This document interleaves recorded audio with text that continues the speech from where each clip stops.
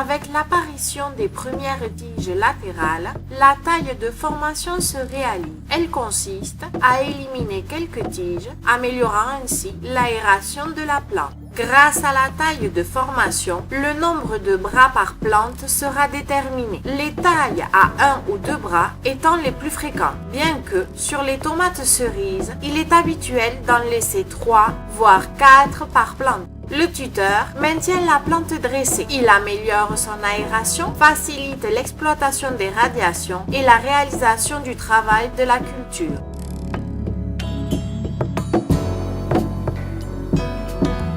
Environ 30 jours après le repiquage, c'est le début de la floraison. Le premier groupe floral se développe quand la plante a 3 vraies feuilles. Le reste des inflorescences arrive toutes les 2 ou 3 feuilles.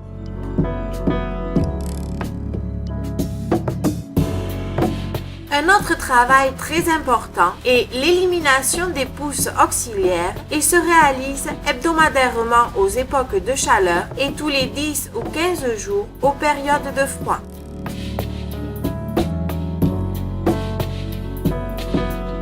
Pour optimiser la pollinisation au début de la floraison, des ruches de Bombus terrestris sont introduites dans les serres.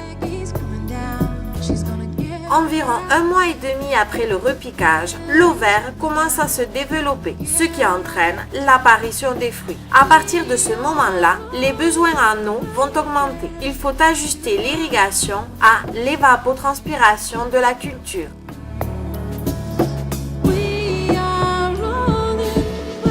Pendant le développement du fruit, il ne doit pas y avoir d'écart brusque d'humidité, puisque des désordres physiologiques peuvent apparaître, comme par exemple des fissures du fruit.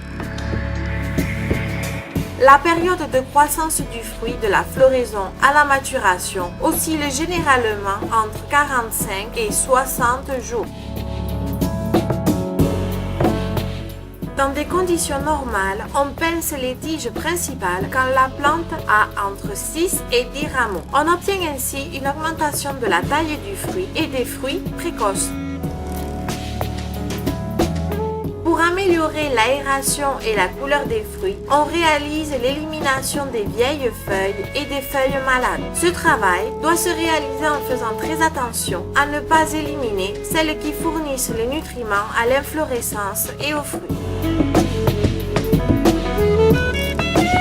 Quant à la nutrition, l'importance de la relation azote-potassium varie tout au long du cycle de la culture, étant de 1,1 du repiquage à la floraison et de 1,2 ou même. Le phosphore joue un rôle important pendant les étapes d'enracinement.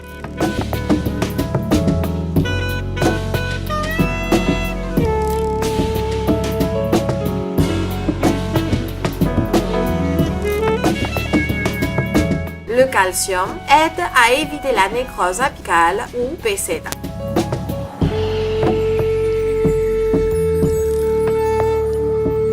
La récolte du fruit s'effectue à différents degrés de maturation selon le marché auquel il est destiné.